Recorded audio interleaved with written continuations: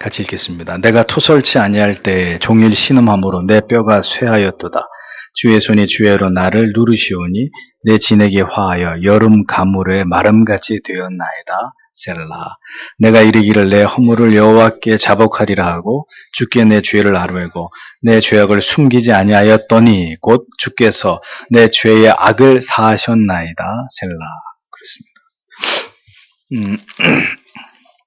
견인의 교리 5장 같이 읽겠습니다. 그러나 사람들이 하나님께 심히 거스리는 죄를 범함으로써 성령을 근심하게 만들고 믿음의 사역을 방해하며 그들의 양심을 파괴하는 일이 생기고 잠시 하나님의 사랑을 떠나기도 하는데 이럴 때 그들이 진심으로 회개하여 그 길에서 돌아서면 하나님 아버지의 사랑의 빛이 그들에게 다시 임하게 된다. 그래서 제 경험을 좀 더 얘기하자면 저의 방황의 많은 문제의 원인은 무지했기 때문입니다. 그러니까 왜 그런지, 왜 그런 일이 있을 수밖에 없고 왜 나는 자꾸 넘어지는 것인지, 그럼 그런 상황에서 뭘 어떻게 해야 되는지 이런 것들에 대해서 누구도 저에게 정교한 가르침을 주지 않았어요. 그냥 망망대해 바다에다 쪽배 하나에 제 몸을 던져놓고 어디로든지 가야 되는, 저한테는 그런 시간들이 있었습니다. 여러분들에게도 마찬가지겠죠.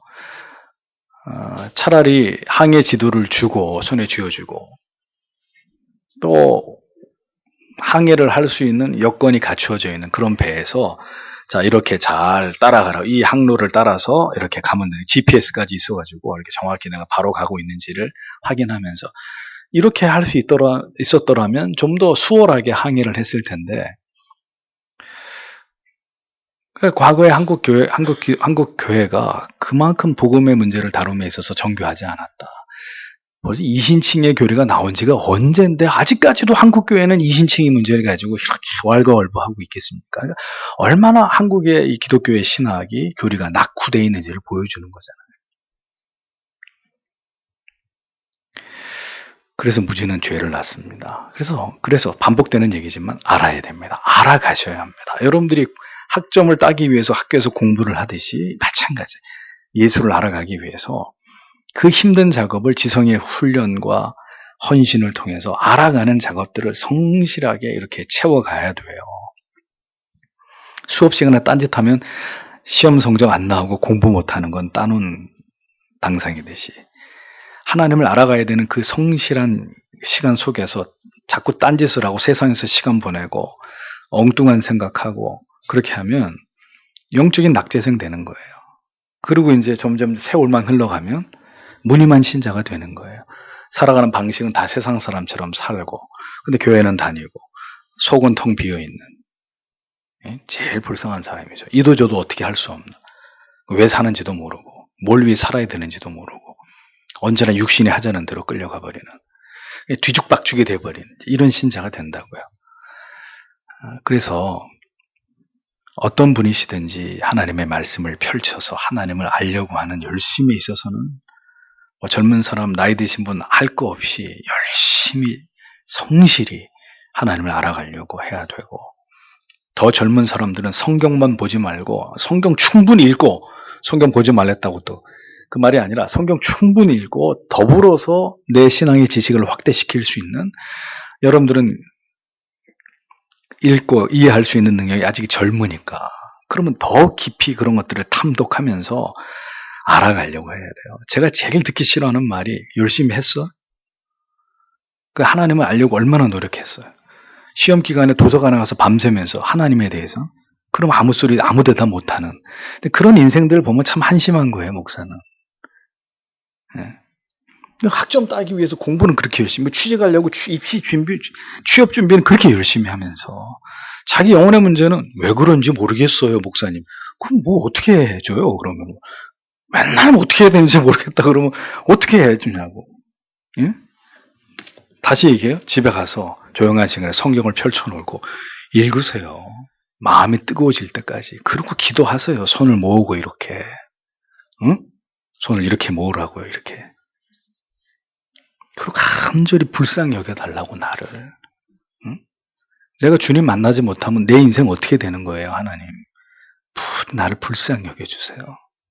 응? 예수의 날 위해 흘리신 보혈이 내 영혼 가운데도 부어지게 해달라. 주님 만나게 해달라고. 응? 축구 중계는 눈 빠지도록 보더만. 왜 자기 영혼의 문제를 놓고는 그렇게 안 돼요? 그 집중이 안 돼요? 야, 왜 안 되는지 모르겠어요. 저도 몰라요, 그러면.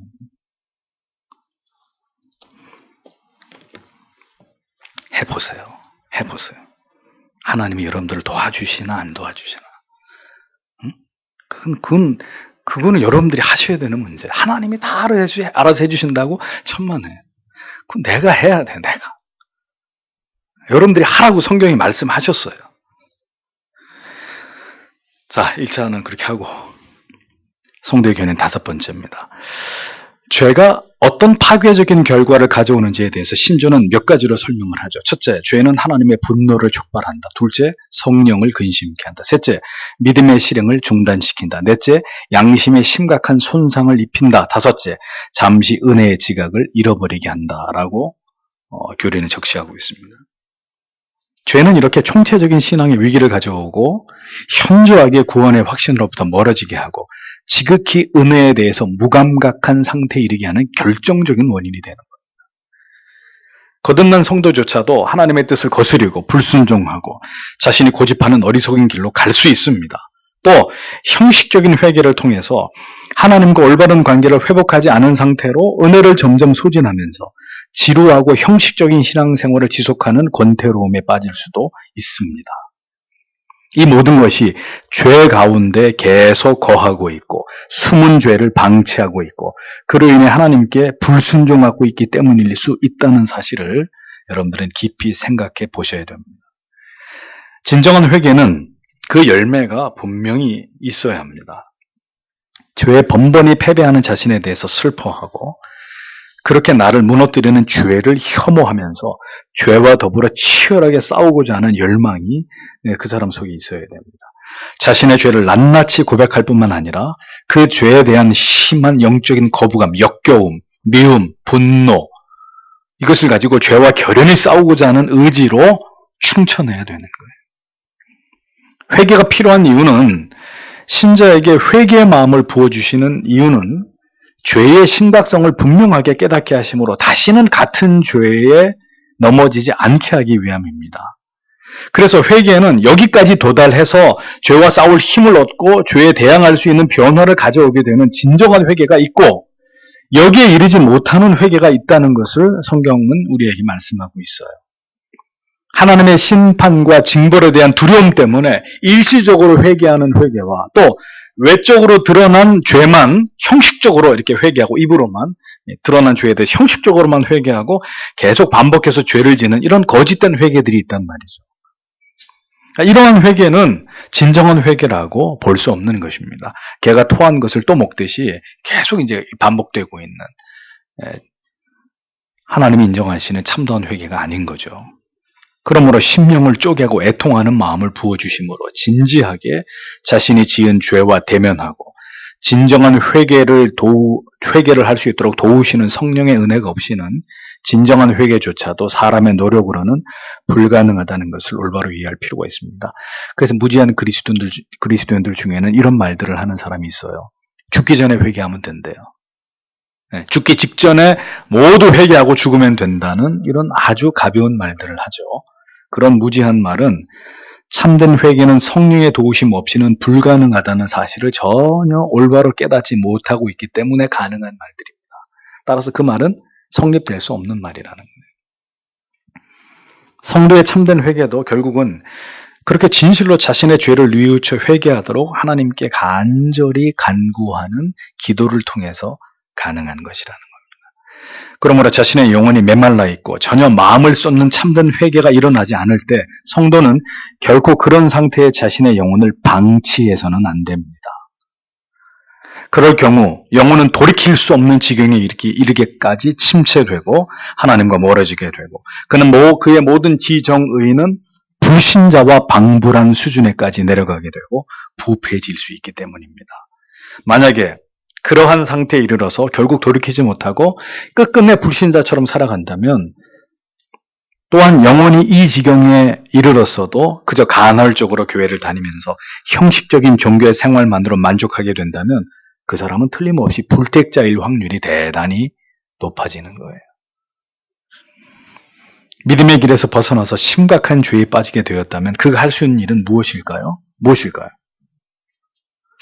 그는 가장 먼저 은혜의 방편을 간절히 사모하고 붙들어야 합니다. 말씀에 깨닫게 하시고 책망하시고 훈계하시는 이 역사를 통해서 자신이 지금 얼마나 심각한 죄 가운데 빠져 있는지를 철저하게 깨닫고 회개가 일어날 수 있는 영혼이 비참한 상태에 이르는 심령의 변화가 먼저 일어나야 되는 것입니다. 그렇게 하나님께서 죄를 범한 자에게 은혜를 주시지 않으면 누구도 가슴을 쪼개어 진실로 자기의 죄를 드러내면서 참된 회개를 할 수 없는 거예요. 성령이 그 마음에 주시는 죄로 인한 심각한 죄책의 고통이 없다면 누구도 자기의 힘으로 죄를 토해놓을 수 있는 사람은 아무도 없습니다. 성령의 불쌍히 여기시고 긍휼히 여기심이 진정으로 회개 가운데로 나아가는 신자의 그 진정성을 보시고 회개의 마음을 부어주실 때 신자는 진정코 자신의 죄를 하나님께 아뢰일 수 있는 기회를 얻게 되는 것입니다. 많은 신자들이 진정으로 죄에서 돌이킬 마음이 없기 때문에 진정한 회개조차도 하나님께 드리지 못하는 문제에 매여 있는 것입니다. 죄가 주는 낙을 끊지 못하기 때문에 성령께서 그토록 우리를 바라보시면서 근심하셔도 죄를 회개하게 하시는 은혜를 우리에게 허락하지는 않으시는 거예요. 왜? 두 마음을 품고 있는 게 하나님이 보실 때 보이기 때문에 정말 끊고 돌아서려고 하는 그 죄의 낙을 끊고 반드시 하나님께로 기필코 돌아가겠다는 그 마음이 보이지 않기 때문에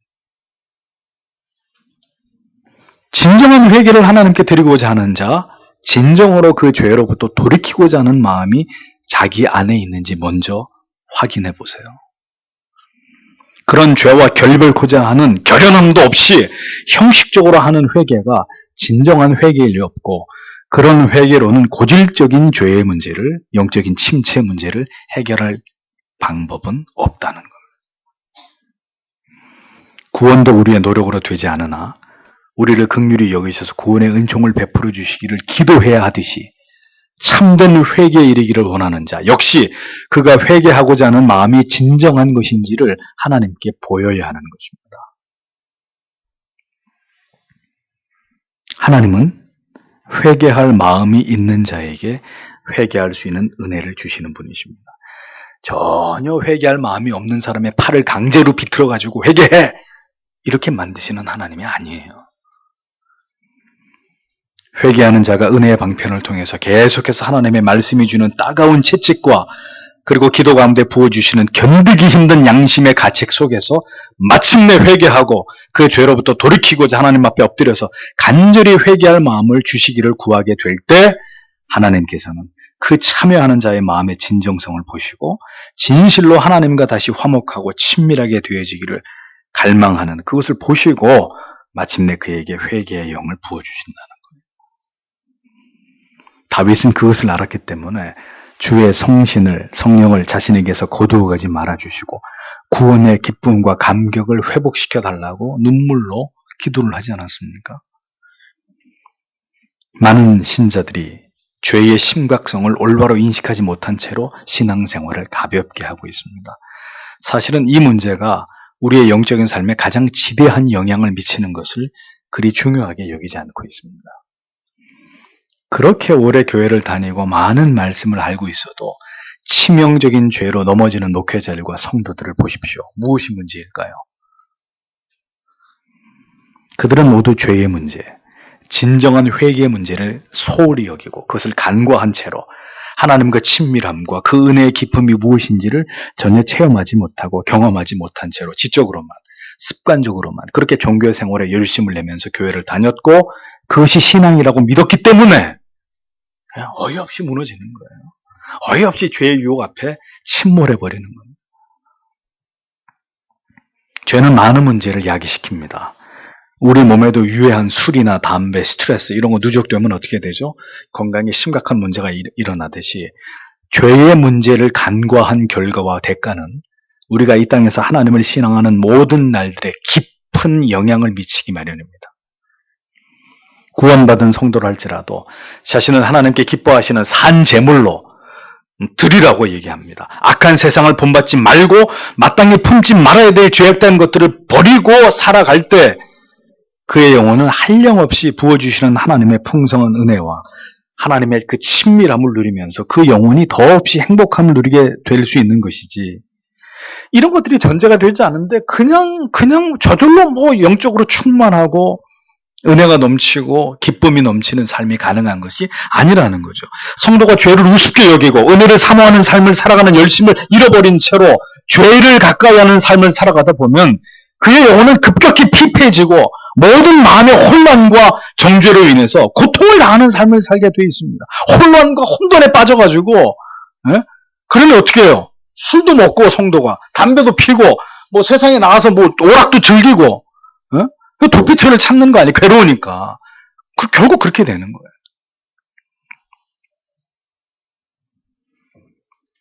그런 괴로움을 잊으려고 세상을 향해서 더 몰두하면 할수록 더 심각한 영혼의 파괴와 양심의 고통으로 인해서 점점 더 내 영혼에 고갈돼가는, 고통당하는 삶을 살아갈 수밖에 없게 되는 거예요. 자, 바다에서 물이 떨어졌어요. 그럼 어떻게 해야 돼요? 아무리 물이 떨어졌어도 이슬을 받든지 어떤 방법으로든지 간에 다른 방법으로 갈증을 해소해야지 바닷물을 막 퍼마신다. 죽어요, 결국은. 더 타는 갈증 때문에 결국은 죽는다고, 살지 못하고. 오래 참으시는 하나님은 돌이킬 여러 기회들을 주시지만 그 모든 기회들을 거절할 때 사랑하는 택하신 백성의 타락을 바라보시던 하나님의 마지막 징계는 뭐냐? 그 생명을 일찍 거두가시는 거예요. 택자기 때문에. 하나님의 백성이기 때문에. 그러면 데려가는 거예요, 하나님이. 데려가신다고요. 명대로 다 살게 안 하고 일찍 하나님이 불러가 버린다고요. 교리는 죄로 인해서 신절하더라도 하나님의 진노를 촉발하게 되고 성령을 근심케 한다고 분명히 얘기합니다. 즉 하나님과의 모든 관계, 복된 관계가 끊어지고 마치 하나님을 모르는 자와 방불한 영혼의 상태까지 신자도 내려갈 수 있다고 얘기합니다. 죄에 대해서 진노하시는 하나님이 그런 자녀에게 친밀함을 보이실까요? 냉담해지는 거죠. 부모와 자녀가 순종과 존경과 사랑의 관계 속에 있다면 이보다 좋은 관계가 어디 있겠어요? 그런데 그 자녀가 거듭 부모에게 불순종합니다. 부모에게 대듭니다. 부모의 권위에 대항하고 제 하고 싶은 대로 고집을 부리면 그 부모와 자녀의 관계는 어떻게 될까요? 굉장히 어색해지죠. 급격히 냉각되고 서로 대면하기에 불편한 관계가 되어버립니다. 부모는 그 분노가 사라지기까지 마음의 고통을 느끼면서 의도적으로 자녀를 멀리하게 될 것이고 자녀 또한 부모와의 모든 친밀함을 잃어버린 채로 아주 불편한 그런 삶을 살아가게 될 것입니다. 죄는 하나님과 우리 사이를 그렇게 손상시키는 원흉입니다. 또한 죄를 짓는 신자에게는 어떤 데미지가 일어나느냐. 교리는 죄가 믿음의 실행을 중단시키고 양심에 심각한 손상을 입히고 일정 기간 은혜의 지각을 잃어버리는 중대한 문제를 발생시킨다. 이렇게 설명하죠. 죄는 우리 안에 하나님을 향한 견고한 신뢰와 또한 은혜로 인해서 공급되는 구원에 대한 믿음과 확신을 현저히 허물어버립니다. 죄에 빠져들고 세상과 가까워질수록 성도의 영혼은 급격히 냉각되고 화석화돼서 전혀 믿음이 없는 사람처럼 생각하고 말하고 행동하는, 도무지 신자로 믿어지지 않는 중대한 영적인 퇴보가 그 영혼 가운데 일어나게 되는 거예요. 신자인데도. 믿음으로 생각하고 판단하고 행동하는 모든 일들이 멈춰버리고 이제는 다시 과거의 육적인 생각과 판단과 행동으로 돌아가서 불신자처럼 생각하고 판단하고 말하고 살아가게 되는 일들이 일어나게 되는 것입니다. 우리는 그 상태를 강팍이라고 얘기하는 거죠. 참 강팍해졌다. 영혼이 강팍한 상태가 되어서 전혀 신앙의 모습이라고는 찾아볼 수 없는 지경에 이르게 되는 것입니다. 때로 성도 여러분들의 모습 속에서 낯선 향기가 날 때가 있습니다. 이거는 신자에게서 나야 되는 향기가 아닌데 세속적인 모습이 스쳐 지나갈 때가 있습니다. 그 무슨 얘기예요? 그의 영혼이 지금 급격히 하나님과 멀어지고 있고 세상과 급격히 유착되고 있다는 징후들인 거죠. 담배를 피는 사람은 담배를 피지 않는 사람들 틈에 있을 때 반드시 표가 나기 마련입니다. 아무리 그 담배의 향기를 지워보려고 칫솔을 이빨을 닦고 향수를 뿌리고 해도 익숙하지 않은 그 냄새가 표가 나기 마련이에요. 하루 종일 생선을 팔던 사람 아무리 때 빼고 광내고 와도 무슨 냄새지? 생선 냄새 안 나? 네, 냄새가 날 수밖에 없듯이 믿음의 행위가 중단된 성도에게는 세속의 냄새가 납니다. 그의 모습과 말 속에서 낯선 세상의 것들이 묻어나기 마련입니다. 또 죄는 양심의 기능에 심각한 손상을 일으킨다고 했죠. 죄가 우리 안에 들어올 수 있는 것은 이미 우리의 영혼을 지키는 파수꾼인 양심이 죄에게 넘어갔기 때문에 가능한 일입니다. 성을 함락시키는 일은 머리만 잘 쓰면 의외로 쉬울 수 있습니다. 어떻게 해요? 그 성문을 지키는 파수꾼 한 사람을 매수하면 돼요. 황금 덩어리 주면서 빗장 열어놔라. 밤 12시가 되면 조용히 빗장만 열어놔라. 그리고 너는 빠져라. 그럼 넌 살려줄게. 그리고 이거 가지고 한몫 잡고 행복하게 잘 살아라. 그래서 성을 지키는 파수꾼 한 사람만 매수해버리면 어렵지 않게 성을 차지할 수 있습니다. 그렇죠? 마찬가지로 사탄도 끊임없이 성도의 양심을 공격해서 양심의 기능이 무뎌지고 무분별하게 만들어 놓는 일들을 먼저 진행합니다. 그것이 바로 죄의 속임입니다. 영적인 방어선을 무너뜨립니다. 그건 절대로 죄가 아니라고 얘기합니다. 그건 절대로 죄가 아니야. 그럴 수밖에 없는 거, 그거 뭐 어떡할 거야? 네가 하나님도 아니고. 절대로 죄가 아니라고 속삭입니다. 하와에게 사용했던 방법을 여전히 사탄은 지금도 유효적절히 사용하고 있습니다. 디모데전서 1장 5절 경계의 목적은 청결한 마음과 선한 양심과 거짓이 없는 믿음으로 나는 사람이거든. 베드로전서 3장 16절 선한 양심을 가지라. 이는 그리스도 안에 있는 너희의 선행을 욕하는 자들로 그 비방하는 일에 부끄러움을 당하게 하려 함이라. 자, 바울도 베드로도 각각 뭘 강조했어요? 선한 양심을 강조했어요. 이유는 무엇 때문이겠습니까? 우리의 믿음을 지키고 우리의 영혼을 보존하는 일에 그 1차 방어선이 바로 우리의 양심이기 때문입니다. 양심이 무력화될 때 성도는 급격히 죄의 자신을 내어주고 무너지게 되어 있습니다. 양심의 문을 무사 통과한 죄들은 마치 채집을 만난 듯이 우리 안에 급격히 확대되면서 다시 우리 안에서 우리를 장악하고 우리 안에서 주인 노릇을 하게 되는 이런 지경에까지 이르게 되는 거죠. 그것이 이제 죄의 지배 안으로 들어가 버린 성도의 상태가 되는 것입니다. 양심이 죄를 판단해내지 못하고 걸러내지 못할 만큼 무뎌질 때 신자는 불신자를 방불한 삶의 나락으로 굴러 떨어지게 되는 것입니다. 그럼 양심이 왜 약화될까요? 양심은 하나님의 말씀을 먹고 기도로 단련될 때 날카로움을 유지할 수 있습니다. 그런데 우리의 양심이 무뎌지는 이유는 세상을 가까이 하고 경건을 훈련하지 않기 때문이에요. 그 틈을 타서 양심이 졸기 시작합니다. 양심이 무기력하게 되었을 때 결국 죄의 치명적인 유혹에 양심은 무릎을 꿇고 손을 잡게 되는 일이 일어나는 거죠. 이렇게 되면 모든 우리 안에 있던 하나님의 은혜에 반응하던 영적인 지각은 all stop 되는 거예요. 영적인 지각이 깊은 잠에 떨어져 버리게 되는 거예요. 말씀을 들어도 찬송을 불러도 기도를 해도 전혀 반응이 없는 우리의 모든 영혼의 세포들이 깊은 잠에 빠져버린 상태에 이르게 되는 것입니다. 피리를 불어도 춤을 추지 않고 곡을 해도 울지 않는 강팍한 영혼이 되어버리는 것이죠. 우리는 이러한 영적인 상태를 백슬라이딩, 침체, 영적인 침체라고 부르는 것입니다.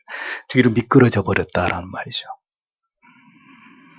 이러한 상태로부터 벗어나는 길은 오직 마음을 다시 주께 기울여서 진정한 회개를 하나님께 드리는 것입니다. 물론 그러한 통해 역시 우리 의지로만 가능한 것은 절대로 아니에요.